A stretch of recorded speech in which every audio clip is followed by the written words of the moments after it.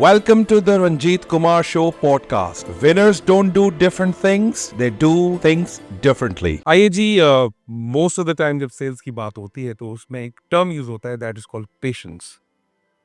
Patience, persistence and perspiration is a deadly combination which is very unbeatable to become successful.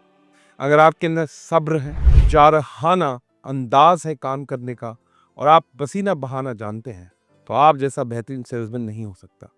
तो बात करते हैं सबसे पहले सुबह से लेकर शाम तक एक ऑर्डर बुकर, ऑर्डर टेकर या ऑर्डर मेकर की क्या रोल्स एंड रिस्पॉन्सिबिलिटीज हैं, मार्केट में जाके क्या काम कर रहा है और कौन से काम उसको नहीं करने चाहिए. Let's talk about it. पहले तो मैं नहीं करने से शुरू करता हूँ. Always start with the negative, ताकि लोग जो नए सेल्स की तरफ आना चाहते हैं वो अपने आप को सिंगल आउट कर दें. इम्पॉर्टेंट चीज़ ये है कि सेल्स में वो आए जिसकी हैबिट है हर एक से बात करना. उसमें ये होता है कि आप जब जाते हैं दुकानदार से मिलते हैं, आपकी ऑब्जर्वेशन बहुत स्ट्रांग होनी चाहिए कि ये बेच कैसे गया या नहीं बेच सका. ये बहुत इंपॉर्टेंट है. So let's talk about the first task when he gets up in the morning and goes for the job. धंधे के लिए जा रहा है, पहला काम क्या करेगा? डेपो पहुंच गया. डेपो पहुंच के धंधे के लिए जाने से पहले लास्ट जो उसके नाइट में ऑर्डर सबमिट किए हैं, ये वो अपने डिलीवरी बॉय को समझाएगा कि मैं ये दुकानें बुक करके आया हूँ, इन दुकानों पे जाइए और अपने सर्विस लेवल परफॉर्म करिए. और कोई भी मसले मसाइल हो, दुकान जो मसले मसाइल हो वो आप उससे कम्युनिकेट करें. ठीक है, चलिए जी, ये वाली बात होगी. उसके बाद क्या करेगा? उसके बाद जब आप अपना नया प्लान देखें, नया प्लान बनाए कि आज का दिन जो मेरे पास जो मैं विजिट करने जा रहा हूँ वो कितना पोटेंशियल है. डे प्लान की बात करें. एक प्लान की बात कर रहे हैं कि मैं आज डे प्लान में क्या मेरा टारगेट होना चाहिए. चलिए जी, डे प्लान किया, क्रेडिट और कैश सेल्स करनी है. आपके हिसाब से सबसे पहले किस पे तवज्जो देनी चाहिए? Cash sales. क्या, why cash sales? Cash sales में आप क्लोज कर देते हो कॉल.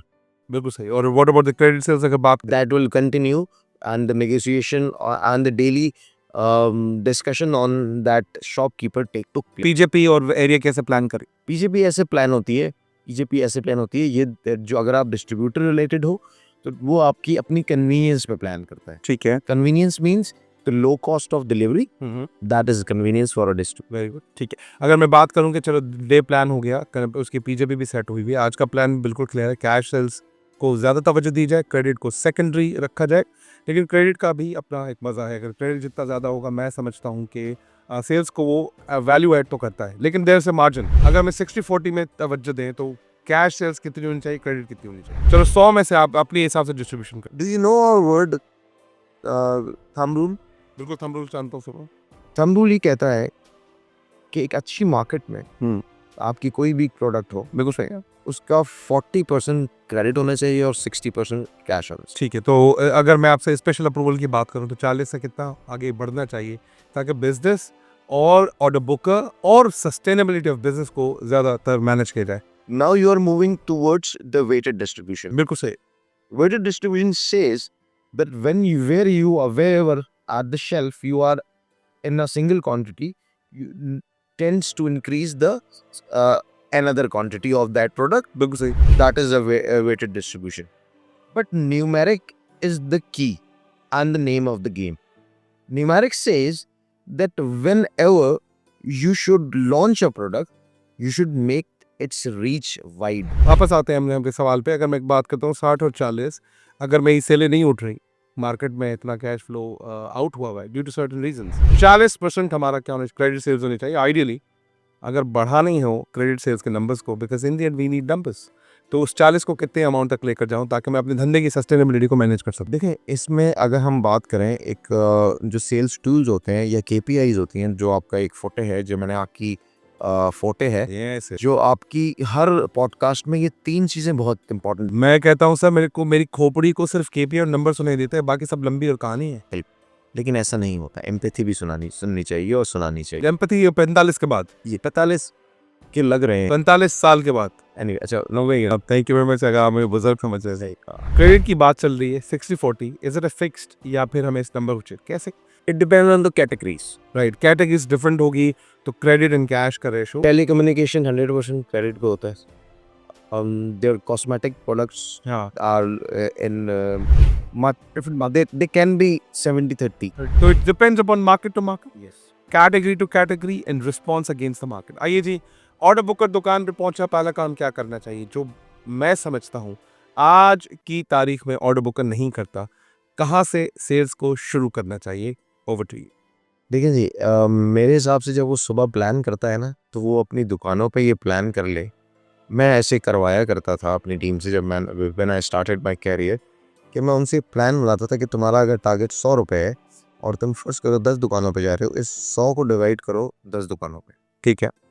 तो तुम्हारे पास एक प्लान बन जाता है। जरूर सही। तो मिनिमम गो गेट जो आपने लेना है वो आपको पता चल जाता है। सही। और आप जब प्लान बनाते हो ना, वो उसकी हिस्ट्री से बनाते हो जो आपके दिमाग में होती प्लान बन गया, दुकान पे पहुंचा हुआ लड़का, कहाँ से सेल्स शुरू करे? है।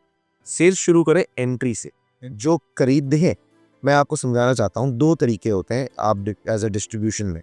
जब आपके पास एक कैनवस है जिस पे आपने ट्रैवल करना है, तो कुछ कंपनियां चाहती हैं कि जो एंड से शुरू करें और डिस्ट्रीब्यूशन के करीब आके ख़त्म करें, और कुछ कंपनी चाहती हैं जो हमारे पास से शुरू करे और एंड से बैंक कराता हुआ। मैं आपको थोड़ा सा क्वेश्चन को ऐड कर देता हूँ। दुकान पे पहुंचा, दुकानदार से बात की, ये अमल कैसा होना चाहिए? कि ये अमल, पहले तो जब वो दुकान पे चढ़ेगा, पहले वो उसे ग्रीट करेगा, ग्रीट करेगा, बिल्कुल सही है, फिर उसे मीट करेगा। बिल्कुल सही, इस मीट के अंदर 3 चीज़ें। बिल्कुल सही, पहले वो अपनी नज़र दौड़ा देगा उस शेल्फ में जहाँ उसकी कैटेगरी रखी है, सही है, वहाँ उसे देखते ही नजर आ जाएगा कि कहाँ चेंजेस आए, चांसेस है, बिल्कुल सही। फिर क्या करेगी? या कंपटीशन में या उसके अपने सेल। बिल्कुल सही। इसके अलावा इसके बाद वो खुद जाएगा उस दुकान के अंदर, इजाजत लेना जरूरी है, इजाज़त लेना जरूर। बिल्कुल सही, ठीक है। वो शेल्फ तक जाएगा, उसकी सफाई सुथराई करेगा अगर ज़रूरत पड़ी, और फिर उसे और देख लेगा कि ऐसा तो नहीं है कि जो क्वांटिटी मैं देख रहा हूँ ये एक्चुअल है या उसके back of the warehouse में कुछ और रखा है। तो उसको अंदाजा जाए, हो सकता है जो उसने प्लान किया हो, क्योंकि कहते हैं कि गाहक किसी वक्त भी आ सकता है।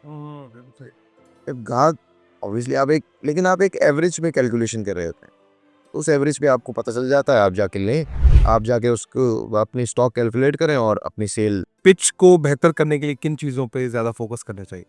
पिच के वक्त आपको अपनी प्रोडक्ट की नॉलेज होनी चाहिए। Number 1 product knowledge, number product knowledge, और नंबर 2 कि ये प्रोडक्ट कितनी मार्केट में बिक रही है, बिल्कुल सही, और मैं इस कंपटीशन से मेरी यूएसपीज क्या है। बिल्कुल सही।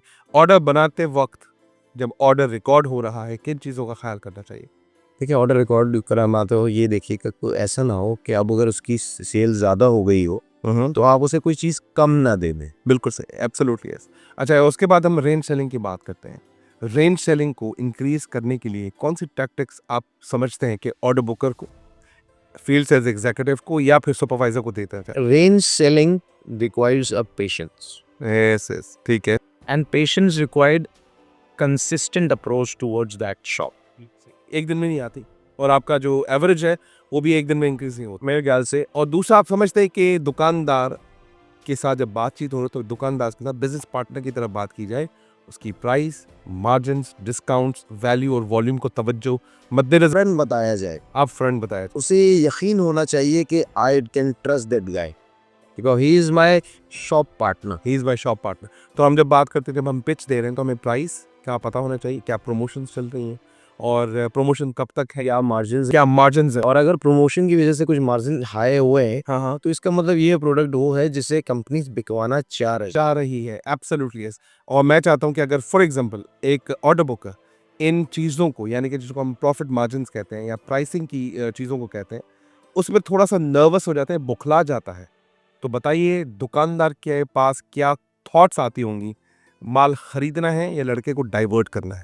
रंजीत कुमार, इसमें थोड़ा सा पेशेंस के साथ साथ एटीट्यूड को भी फर्क। यस यस यस, बिल्कुल सही, कुछ दुकानदार चाहते हैं कि आप मेरे पास ज़्यादा से ज़्यादा टाइम स्पेंड करें, बिल्कुल सही। ताकि उनको कंपटीशन और आपकी प्रोडक्ट के बारे में नॉलेज हो, ताकि वो अपने कंज्यूमर को वही नॉलेज पास ऑन कर सकें।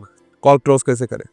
कॉल क्लोज करके उनको उसको जाते जाते उसे ये बताइए कि कल इतने बजे आप मेरे पास डिलीवरी आएगी ये और इतने पैसे देने। और उसके बाद यानी कि क्या सर आपके पास मैसेज आ चुका होगा, अगर वो मैनुअल काम कर रहा है तो अपने अंदाजे से, या अपने अंदाजे से तो नहीं कहूँगा, अपने मोबाइल फ़ोन के थ्रू व्हाट्सएप कर दे, मैसेज कर दे, ताकि उसको ये कंफर्म हो जाए जो बातचीत हुई है उस बातचीत को मद्देनज़र रखते हुए वो बंदा यानी कि दुकानदार तैयार हो कल पैसे देने के लिए।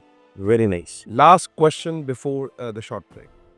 दुकानदार के अगले दिन डिलीवरी पहुंचती है, क्या रीजंस हो सकते हैं कि वो आरटीजी हो जाता है, रिटर्न टू गो डाउन, या सेल्स रिटर्न हो जाती है? जी पहले तो जो उसका बेसिकली एक पर्टिकुलर टाइम है जिस पे वो उसके पास कैश होता है, उस वक्त आपको पहुंचना है। अब आप 30 की 30 दुकानों पर सुबह 9 बजे तो नहीं पहुंच सकते, बिल्कुल सही है। तो इस तरह पीजेवी बनती है। बिल्कुल सही। तो इसका मतलब यानी कि सेल्स रिटर्न की अगर हम थोड़ा सा रीजंस की बात करें, या तो दुकान बंद है, कमिटेड टाइम पे नहीं पहुंचा, दुकानदार के पास पैसे नहीं है, ओवर सेल्स किए, फेक सेल्स किए हैं, या फिर हमने कुछ और कोई काम किए हैं जो हम इस पॉडकास्ट में बताना नहीं चाहते, आपके लिए इस पे हम ट्रेनिंग बनाएंगे, आप हमसे रब्ता कर सकते हैं। Thank you very much Shahbaz, welcome. God bless you. Welcome to the Ranjit Kumar Show podcast. Winners don't do different things, they do things differently.